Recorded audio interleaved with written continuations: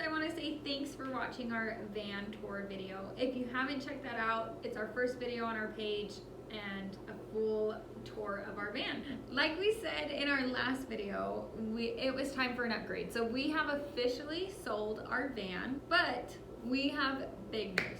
We bought a bus. I was gonna say that. A shuttle bus.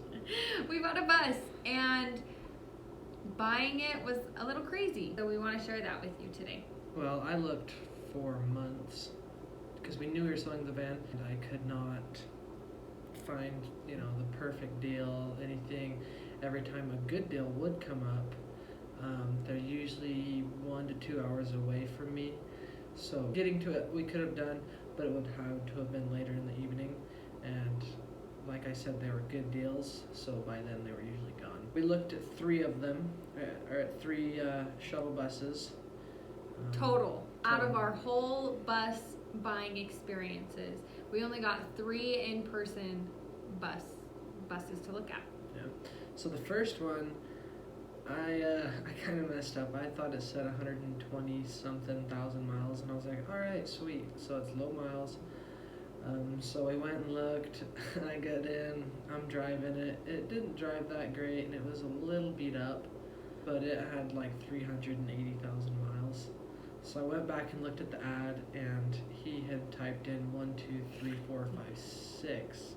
So I had just read it wrong. I think I was just excited because we found one that was a good price. So that was a no for us. Yeah. But that did do one thing for me. Like when I walked into the bus, I could start imagining what our build would look like, what the conversion would look like, and I loved how much space we had. Like that, even though it wasn't what we wanted and it was too high of miles, I still fell in love with the idea of a bus. And so I was actually bummed. I knew that the bus was right for us. So that was number 1. It was a no, but. Yeah, and then number 2 was we actually really liked number 2. So it was, the first one was like a 2008 or 9 Ford E450 with the V10 gas motor in it. And the second bus we looked at had the 6.6 Duramax in it, and it was a 2011, 190,000 miles.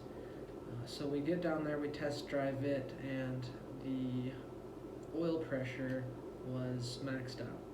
So we were kind of a little hesitant about that, and we ended up telling the guy, no thank you, like everything seems good about the bus, but that does worry us with the oil pressure being like that.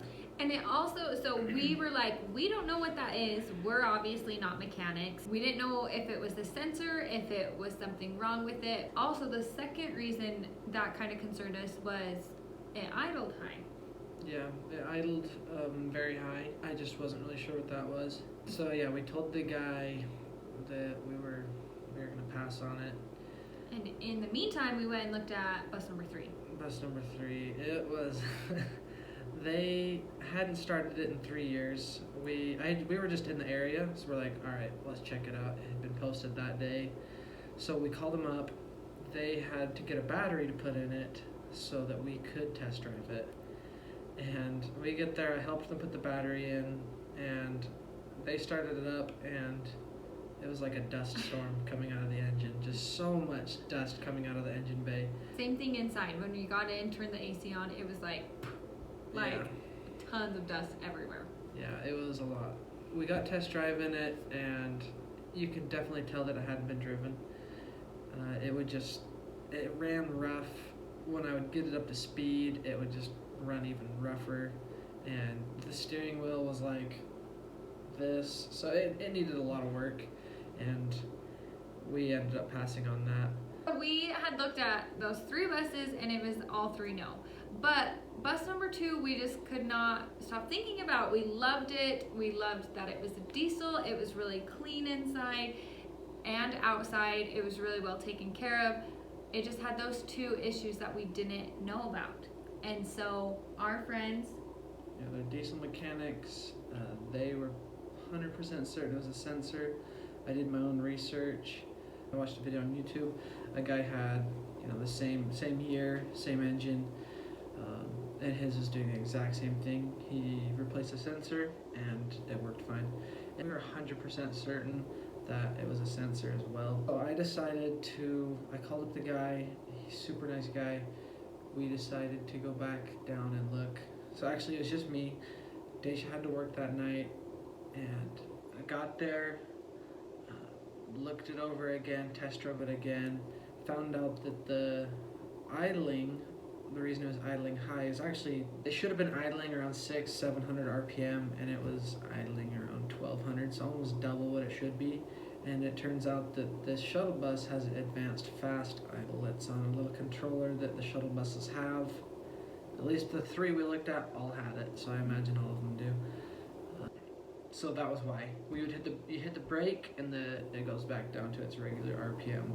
I decided to buy it, and I had to drive, I think it's just an hour back to our house to get the money, and then I had to go back. I had to actually call my mom to have her drive me there.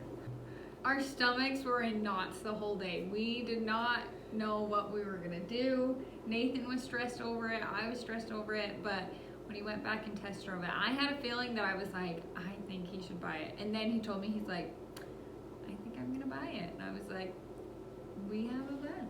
We changed the sensor. It was stupid because it was like this big and $80. But it fixed it. Yeah, it worked. So I actually unplugged the engine idle controller, just because when I would turn it on, it would just automatically just get high up, and to be honest, I think it just wastes gas. There's no reason for it. So it's unplugged and we're good to go. It's running. So we have a bus, and got a lot of work ahead of us now. We gotta get it done so we can get out on the road. Yes. Let's start demo. Stay tuned. Thanks for watching.